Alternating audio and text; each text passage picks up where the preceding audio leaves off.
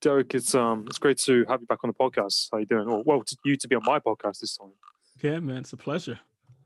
Yeah, no, it's great to connect with you again. And yeah, I just thought I'd start off by kind of talking about how you kind of got into podcasting because you got to put your own podcast behind the wheel podcast hmm as well, and mindset and things like that. Yeah, well, first of all, I'd like to thank you for having me on your show, man. I certainly appreciate it. No, you're You know, welcome. people often give young people a bad rap, and so when you come across someone, it's like, yo, this guy, he's really doing his thing. So I definitely wanted to find out more about you, and it was a Yeah, pleasure having you on Behind the Wheel to be able to share your story. I started I started podcasting sort of like around about. It was I'm a runner, marathoner, so it was in that space and seeing a lot of people that you see, you connect with online, and you see them doing a race, or they're doing their training. But there's so much more to them. I wanted to find out. There's some people I found, fascinating. So I wanted to reach out to them and say, hey, listen, man, why don't we talk? And this is like pre-Zoom. So set the phone up in front of you. And while you're talking, I'll set my phone up. And then when you're done, send me the video. And then I'll do a picture in picture. That's a long, drawn out process. But the yeah, whole idea is just to be able to connect people with each other. And I think that's important. yeah. No, exactly. And I think like technology has come a long way, hasn't it? And it continues to. And I think when you say the phone and then the picture and breaking it down, Mhm. I think I remember doing similar things like that. When we had webcams and those kind of things, you plug them in, and but yeah, I think like you said, like marathon running and training, like is really good for you, isn't it? Like mentally, physically, and I think like there's a lot of discipline that kind of has to take place Yeah. to I've done a lot of running, but I've never done a marathon, and I'd have to be disciplined to if I was going to do that. Yeah. How did you kind of like deal with all that? Did you find it difficult, that kind of thing? I started running. It's a great question, man. I started running later on in life, so it was run to the run to the car to get out of the rain, run from the car to get to the job, run picking up some ice cream or whatever. It was not. I'm just going to go for a long distance run just for the hell of it. My sister had she would battle with her weight, and she was trying to get me to do this series that they have here in Westport, where it's like a 10 weeks, starts off small and works its way up to like 10 miles. And so for like 2 years, I kept putting her off. Nah, I don't think when is it going to be again? And finally I grabbed some sneakers, some Reebok zigzags. They have like a little squiggly line at the bottom of them. And I didn't buy them for running. I thought they were cool sneakers, but that were the only running shoes that I had. And they weren't even really like running shoes. Those were the only shoes close to running that I had underneath my bed. I grabbed those and went for a run one day. Um, and then I eventually did the Westport running series that had gotten up to like 10 miles. And a um a buddy of mine, a coworker and a customer was standing in the front of the depot one day. So you got this black guy, white guy, and a Hispanic guy, standing in front of the depot. It sounds like a joke, but it's not. It's just these are the characters that were involved. And they're talking about doing this marathon. Now, keep in mind, I had never run a marathon before. I didn't even know how long a marathon was. Um, so when you get guys together and they start talking, the ego gets to going, and the male ego is fragile. So I'm like, I commit to something. This is how Yeah. stupid it was for me. I committed to doing this marathon, not even knowing the distance or what I was Mm. getting involved with. Oh, snap. Afterwards, so I leave from there. I got to go now. I got to Google it, figure out like how far a marathon. Oh, 26.2 miles. Okay, so in Nike has an app where you can, try to plot out where the distance is. So I can get an idea of how far 26.2 miles is, and I was a walker. So walking and running is two different things, um, obviously. And so I was able to see, okay, if I can do, I've walked some distance, I could probably, if with the training, I could get there. And during the first one, you go through the training. It's like a 16-week process. You have some fast runs, you have some tempo runs, and I don't know about you, but anytime I'm starting something new, I sort of try to immerse myself in it. So I become familiar with the language. What am I doing? A marathon. I hear now after running, life is like a marathon. It's not a sprint, all these cliches. And I'm like, okay, after actually doing a race, it's like, wow, now it's really like impactful, understanding like, oh, there's a whole process. And it's not just something like I kind of jumped into and then you're done. It's like 16 weeks of preparation, 16 to 18 weeks. You're going to have some programs, you go from a couch to a 5K. I just went from 10 miles to I'm going to do this marathon because these guys said they were going to do it, and they were doing it. You sort of look, you size people up. I'm thinking, well, I'm taller than both of them. And all right, so I'm thinking, you're trying to get an assessment of yourself, gauging on them. And it's like, yeah, I think I could take this guy. And I had never seen it done, but just the whole idea of just looking at someone and making these assessments. And what really kind of put me in check is like, I remember I was out running and I'm coming up this hill and there's this lady behind me. She's pushing a twin stroller, right? And she's got kids in the car and kids in the stroller and she's going up the hill and she passes me.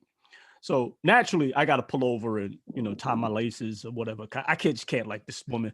I pretend like I'm tying my laces because it's just embarrassing. She's pushing a stroller up a hill with two kids and and then you have older people who've been running for some length of time, and so they've just kind of built up the endurance. So it is something that afterwards I gained an appreciation for the whole sport, the time that it takes to prepare for a race. It was quite the experience, man. It was an adventure. I think like what you said in that kind of like running journey, it does kind of put your ego in check, doesn't it, when you're going into that, because you're kind of going into it a little bit vulnerable. Like you said, you might have done running in the past, or like running. But when you go into that, it's like I said, it's a whole different ball game by the sounds of it, because you've got people who've been doing it for a long time. Yeah, they might be older, and as well, like there's so much, like kind of lifestyle changes, like diets, and like you said, and being consistent with that, exercise and preparing for it as well. Because like if you're I don't know, if you're so many weeks in and then you stop, then you kind of, what you've already done is kind of being undone, isn't it? If you kind of come off that line. What I found interesting was it wasn't, when you say diet, like I didn't think about like losing weight. It was just, okay, if I want to get better, I'm going to need to do some things differently, so my eating habits changed over time gradually without me focusing on it. Okay, well, all right, so I'm going to need to get a certain amount of calories in. I'm going to burn a certain amount. And so I'm going to need some protein. Okay, so this is going to help with my muscles. So I'm going to think about that. I'm going to need to start working out. And I started seeing like changes in my bodies. I was never like really, big. I had gotten up to like, prior to running, I had gotten up to like 200 and some pounds. And I look at some of the older pictures, I could see like the weight in my face, in my body. I look at some of my old pants. I was like, wow, these are like, I got room now. Like I'm going to need a whole, wardrobe. I had to wind up giving some things to the Goodwill because it was just, I couldn't fit them anymore. They were just too big.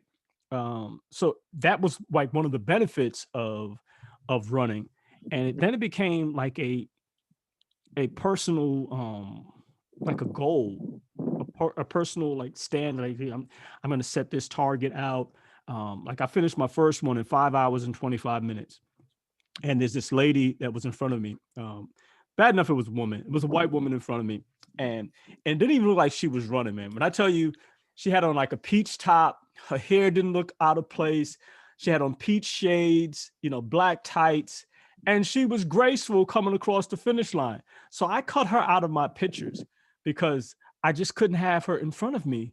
It was not a good look for me because I was behind her, like, in agony. Yeah. You know, so I'm like, I can look bad about myself. I don't need this woman in front of me making me look worse. And so it took a couple of years for me to get over that. And then I started including her in the pictures, man, because she's a part of my story. And it just goes to, I make light of it, but it was like, oh man, this was a personal battle where you're not competing with the guy or the lady next to you or behind you or whatever. It's your time that you're setting out. I mean, some people are competitive. They want to, you know, I might have somebody in front of me and they become a target because I want to pass them and I'm using them as motivation. But at the end of the day, it's I want to try to beat yesterday. I want to beat yesterday's target.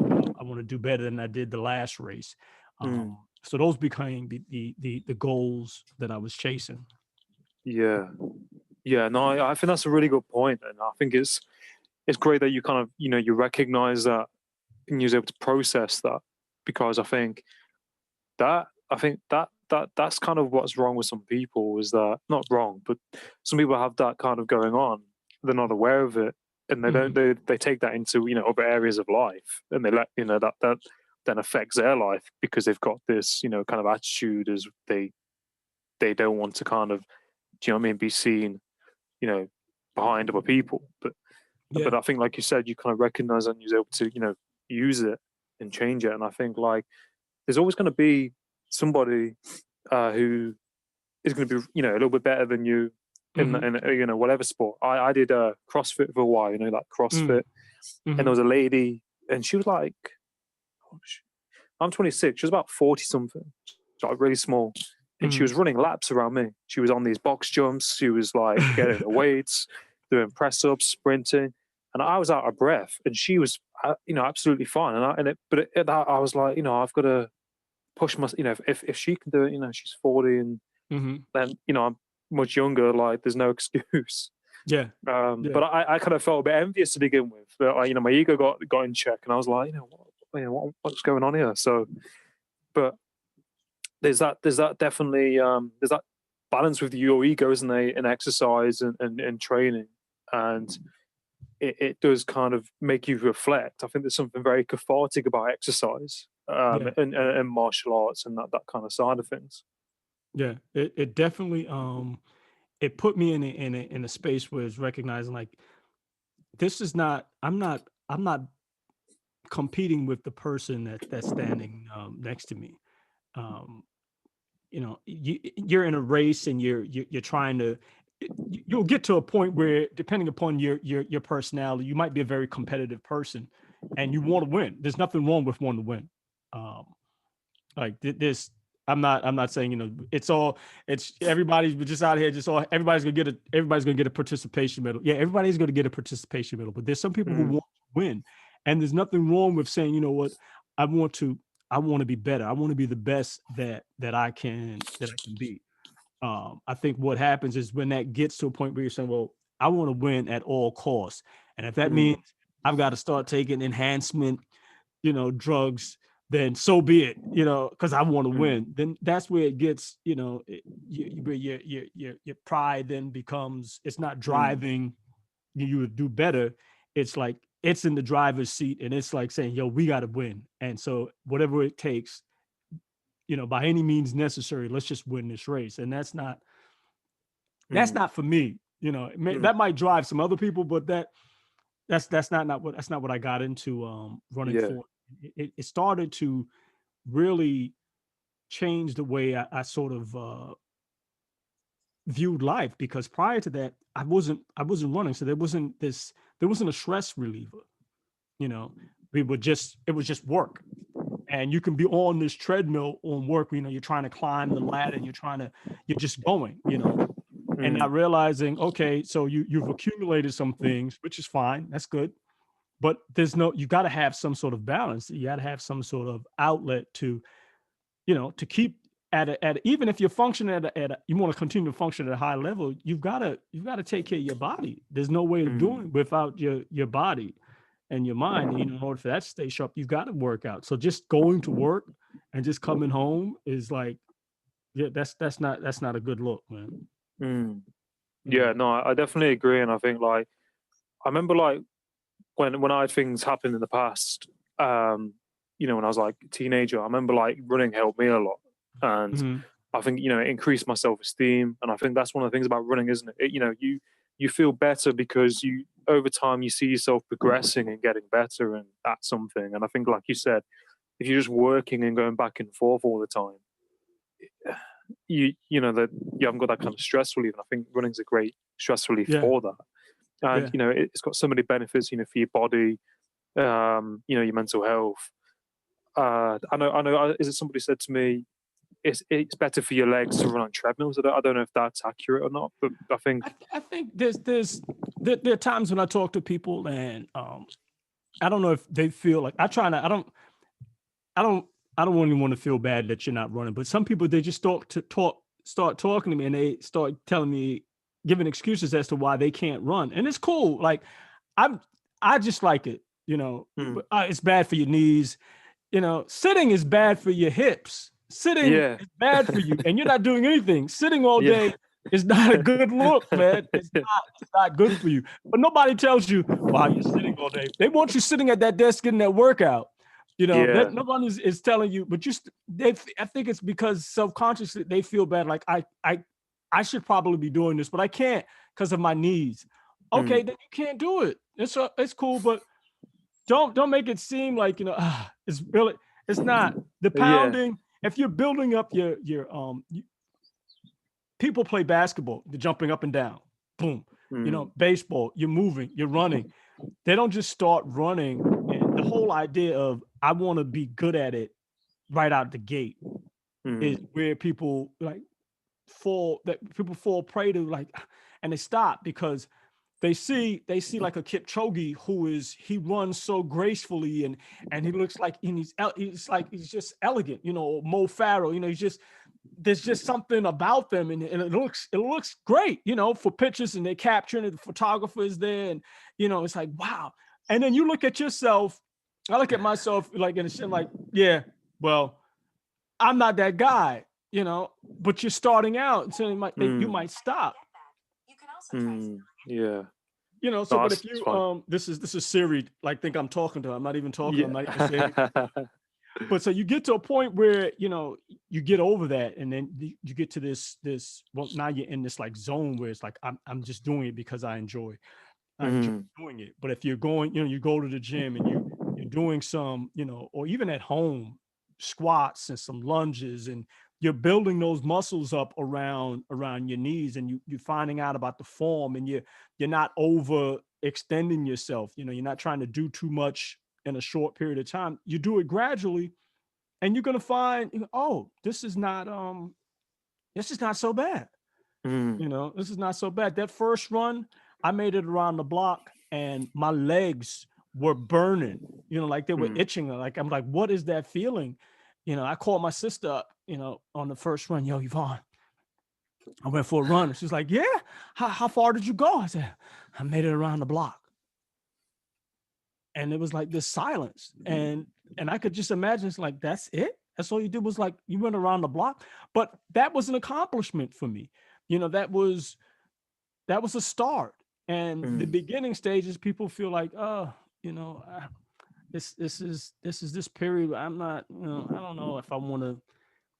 But once you start seeing those changes, I mm, started seeing those changes not just in my body, but in my thinking, and just creatively. Then it became like, oh, I enjoy this. Some people take problems out on the run with them. They're thinking about it. It's this time where they can meditate, or they're thinking about, something that's their personal time, and they start valuing that time alone. Like, you're out, like, there are times when I'm running, and like, I'm in the middle of a training, and I'm like, yo, I didn't even realize like it was over. You're just out there, you're going, and there's this feeling it's kind of hard to, it's I don't know if you ever go by, you see some of your kids and you're running, and you look, the child is with their parent, and they look up, kids want to run. It's like, what is that big? It's like, I feel like I'm a big mm, ball bouncing around, and they want to follow. It's like there's this, you feel like a superhero. It's like kids want to run, they naturally want to run. We're naturally runners, we're like born to run. Mm. But yeah, at some point it's like, nah, I don't know if I want to do that. I don't know if I want to do that. Yeah. Yeah, no, I agree with you. I think that's a really good point, like really good points, because I think a lot of people, they kind of want to be good at it straight away. And it's difficult, when I think starting anything can be difficult. And especially like running, because a lot of it's like to do with your breathing as well. And I think half the time people don't breathe correctly. And when you're running, you feel like, something's pushing on your chest because your breathing changes, because that's to Yeah. kind of compensate. But I think that, yeah, people, they do the small parts, and they want to be they kind of doubt themselves if they're doing the small parts and compare themselves to what people are running and how it looks. And like I said, it's those small kind of steps that slowly build, isn't it? Yeah. And I used to run a lot when I was a teenager, and I've just started running again recently. Mm-hmm. And I just ran around the block where I live, and part of me kind of felt like that. I was like, oh man, I've only run around the block. I could be doing longer, but I just thought, let's just run around the block and then just build it up bit by bit, because then you Yeah. might, because if you run like a really far distance, you might do yourself more harm. Yeah. But I think it's very humbling, isn't it, when you put it into perspective? Yeah. It definitely, it humbles you. It sort of prepares you, because it's a process. The build up, the goal is the race and whatever the outcome for race day. So that you've got to back out from this race day 16, 18 weeks. So if you look at it just 16, 18 weeks, oh man. So you're going to have to, each day, each week is a building block towards getting you to the finish, to the start, not Mm, even to the end, to the start line. mm, So now you're there, you're at the start, so you've got to take each day, like, what is the goal today? What do I want to finish today? Because all I got right now really is today. It's not the 60. I have today. What do I have to accomplish today? That's it. Each day, and it builds on that. You're building a base. You're building a foundation, and that's the you got to lay a good foundation. You got to set a good base. If you don't have a good base, then whatever you're building is not going to be successful. You can kind of rush and try to put it up. It's not going to mm, last, because you don't mm. have a good foundation. Now, if you got a good foundation, you start building, that's cool. But people, we want to go shopping right away. You know, we want to get the furniture, we want to get the blinds, you know what I mean? But nobody wants to go and get the 2x4s. They want to put up the headers, they want to do the sheetrock, we don't want to do the sanding, they want to do the plaster. I don't want to do all that. I want to do the paint. I want to paint. I want to get the furniture in there. I want to get the swimming pool. That's what I want to do. They don't want to dig the ditch. They don't want to dig out the hole. That's not glamorous. That's the work, man. The Yeah. easy part, they got the swimming pool already. All you got, somebody's gonna have to get in there and excavate. They're gonna have to take out all that dirt and dump it somewhere. Yeah. Design it. They want to do all that. That part is like, there's this house that's building, and I pass by it because it's a route on my way when I go to drop off packages at FedEx. So it's new construction, and so people, you go by and you can kind of see the progression, but that's the work. That's the process. That's where, people start talking about life is a marathon. It's not, that's the work. That's what they're talking about.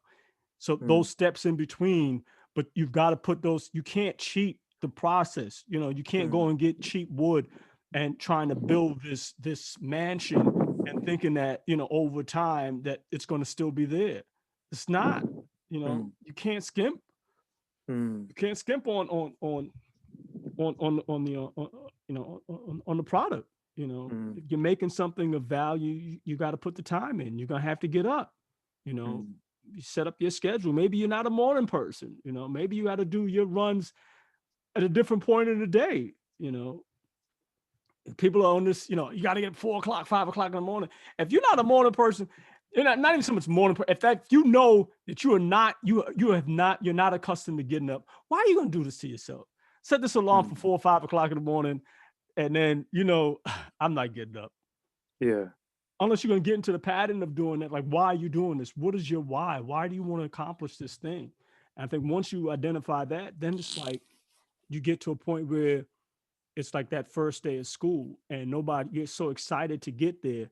I don't know if you like, I used to lay my clothes out for like the first day of school, or, it's, I want to get there, put all your clothes out the night before. You're so excited, you're ready to get there. And it's just like with like the day before a race reminds me of like school. So you got to treat every run like that. Like if you prepare for the race, you're laying out your clothes the night before, you know what you're going to eat, all that stuff. Every day is got to be like that race. So you get into that mindset every day. Okay, I know what I have to do. This is what I'm trying to accomplish for this day. And then before you know it, the 16 weeks are like you're right there. You're knocking it down. And it's like, okay, now I'm ready to go. Yeah. No, that's really powerful. I think that's a really good point. Is, like you said, breaking it down, day by day.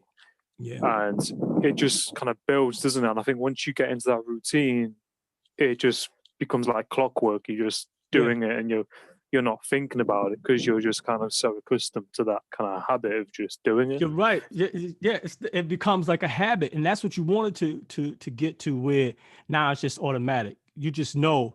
You wake up in the morning. What's your routine? You get up, brush your teeth, wash your face, whatever it is. You do that stuff automatic. You're not thinking about it. I'm going to get up now and I'm going to wash my face. Okay, I got to check. You don't have to do. You don't have a checklist for all that stuff. You just know this is what I'm going to do. Because once it gets on automatic and it's a habit, then that's what you want. Now you're just going. Yeah. And I feel bad if I know that I've skipped or missed that thing I needed to do. I kind of, it's on my mind, and I'm like I have to do it, and I feel bad, if I don't, or if it kind of leaks into later in the day. I'm like, oh man, I need to, do X, Y, Z. Yeah, no, exactly. It's definitely important. Yeah, I just heard that the other day. Z. I was like, okay, what is Z? Oh, that's how they pronounce Z. I was like, oh, okay. See, I know now. Yeah. Z. I was like, Z. I was just listening to what was this guy? Wes Moore. He spent some time abroad. Wes Moore is a he fought in Afghanistan. Yeah. There are two Wes Moores. One wind up he's doing life in prison, and the other one, spent some time with Condoleezza Rice. So he's got two different stories, but yeah, he said he was talking about spending some time abroad, and he said the guy pronounced his name, and he was like, well, what did he say? And then he talking about Zed. I was like, Zed. This was just last night. This was like Zed. Like, okay. Yeah, no, so it's now I know. Yeah, it's like English pronunciations. I mean, I'm from Nottingham originally, so it gets complicated because where I'm from in the city, we drop like the N's in the G's. So we will say, how's it going? In Nottingham, we'll go, how's it going? How's it going? So little things like that, and it's kind of like broken English, really. Schedule. So how would you say schedule? I'd say schedule, but it's like the words I pronounce like but or but. It's how it sounds. It's not kind of proper.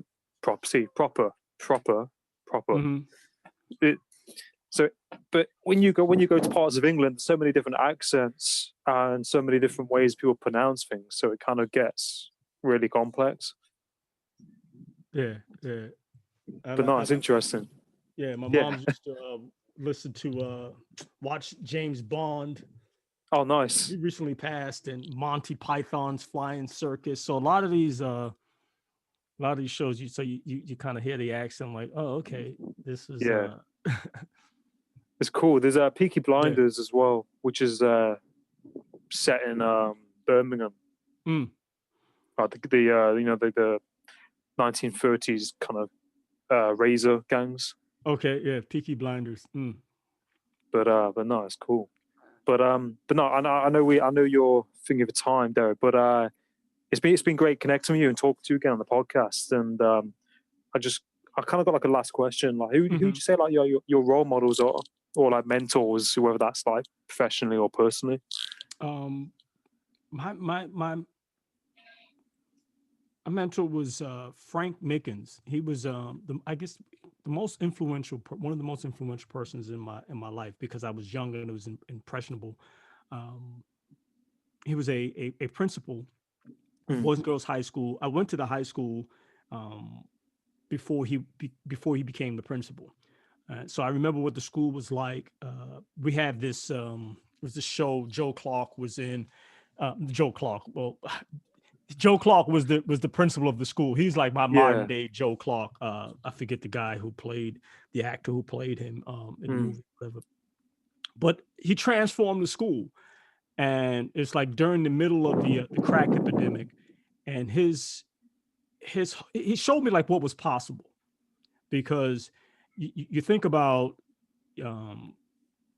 when drugs come into a community, and the impact that it has on the students, and being able to then see it real time, where like why isn't a kid coming to school, or what's going on with this kid, why can't they focus, and they have other things going on in the home, and being able to have someone in the community as a role model, taking responsibility and actually cares, it makes a difference, because then that individual, then they have access to things that you and I mean, as a young person, I wasn't aware of. You know, you're talking about somebody shaping someone's life. Like, what do you want to do?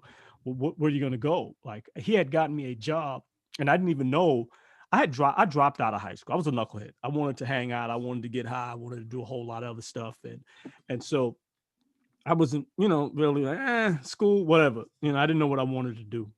And so I dropped out. I was like, I'll go get a job. So I went and I had gotten a job at the Board of Ed, which is kind of funny, but I had gotten a job at the Board of Ed because during the summer, a couple of years earlier, I was working there. But I do remember, like, people said, you go to, you get in a job and you're employed, you arrive on time, you do things, responsibly, dress, act, yes, take pride in what you're doing. So I had those things down packed. So at the end of the program, the guy, Mr. Mackey, was like, if you ever leave a job, just come back down here and see me. So when I dropped out of high school, I came back down there and I said, yeah, I'm looking for a job. And I got hired that same day. And so now I'm fine. And I realized, you know what, if I want to continue to go, maybe I need to go back to school, or maybe I'll get my GED. So I went and I sat in one of these general equivalency classes, classes. And I was like, yo, I don't think I want to be here, because now it's just starting like from scratch. We have people in the class, you had older people, some of them couldn't speak English, and just starting us. I'm going back to high school. So I went back, and when I had gotten to high school, I was like, okay, now I gotta find out what I'm gonna do, and I'm gonna need a job. I'm gonna try to do some things or whatever. And my guidance counselor, I would go see her for weeks, and for weeks she wouldn't see me. She finally was like, oh, now you're serious, and it's like, yeah, she found out, she saw that I was serious. I wasn't going to be wasting her time, because now all of a sudden, now you think it's like now this is my pressing emergency. Now my life is important. Now I'm going to focus. And now she's supposed to like drop everything and cater to me. It's like, no, life doesn't happen that way. So you'll just have to get in line, stand in the queue like at the DMV, and wait your turn. So when it was my turn, it was like, okay, she saw I was serious or whatever, and she had gotten me a job. And it was because of Mr. Mickens who had gotten me this job. And so now I'm working at the high, and he's like, yo, you don't even say thank you. I'm like, thank you for what? He's like this big imposing figure, like Columbo, trench coat, chomping on a cigar. And he's like, yo, what? Is that how you were raised? I'm like, I don't know what you're talking about. I got you that job. I didn't know. If I did, I would have said thank you, But you see, his personality, you could tell that he cared. He set standards. He was like, no hats in school. So if he said no hats, and he was Derek, if you put out a rule, you got to enforce it. don't set a standard and then don't enforce it. So he would have these signs up and he would recognize kids, for their accomplishments. He made it cool to go to school. Sounds like like you achieved, then he recognized you. It was like Instagram throughout the hallway. So if you did well in English or you excelled in math or middle class, he would have your photograph, student of the month, most improved student. He would look for a way to just recognize your performance and put you on display. And so he knew that people like to see themselves. And so, oh, wow, I did well. I'm going to get recognized. And so I was responsible for like that part of the school, in terms of just recognizing people, and somebody would take the pictures and I would decorate the bulletin boards. And by doing this, I was able to spend time with him. And I remember the track coach was like, he had asked me, Mick had asked me if I wanted to stay late one night. And I said, is it going to be overtime? And the track coach had a fit. Do you know who you're working with? Do you know how much you're going to learn from just spending time being around this man? Do you know who he is? Do you know he went through this list of things of, the principal of the high school, he was the coach of, he was the basketball coach today. He won a number of championships. He went through a list of all of these things. I didn't know all of this stuff and I didn't care. My main focus was this going to be overtime or not? Am I going to get paid overtime for this? After he finished that whole thing, that's what I asked him. He said, you just don't get it. It was only until I left from there after working there 4 years that you realize the impact. And I still think about the lessons that I learned from Mick. So from a personal and a professional side, he had a tremendous impact on my life. And now you have different people, I have different authors that I find, like Malcolm Gladwell or Ta-Nehisi Coates, or, and then you have some people inside of, social media, Gary. There's different people for different things, But yeah, Mick is the man. Wow, what a story! I really appreciate you sharing that, Derek. That's really inspiring, isn't it? I think, and it just shows you how important role models can be, and mentors and things like that. Yeah. The impact they can have on our lives. And yeah, no, I think like you said as well. If you start something, finish it. And like you said, those kind of like life kind of like morals and lessons, from an early age as well, can carry you throughout life. Yeah. No, that's awesome. And no, Derek, it's been a pleasure talking to you again. And where can people find you on social media? You can find me at Behind the Wheel podcast on Instagram, Behind the Wheel podcast on Facebook. You can find me Derek Oxley. Check out Medium. I'm writing some stuff. I'm gonna have a book out soon. Right Out of Hell. Yeah. That's awesome. But I'll definitely promote your content for you, and I'll share your podcast. And when your book's out, let me know, and I'll put it out there for you as well. And I wish you all the best in what you're doing. Thanks so much, man. It's a pleasure. No, you too, man. Take it easy. All right now.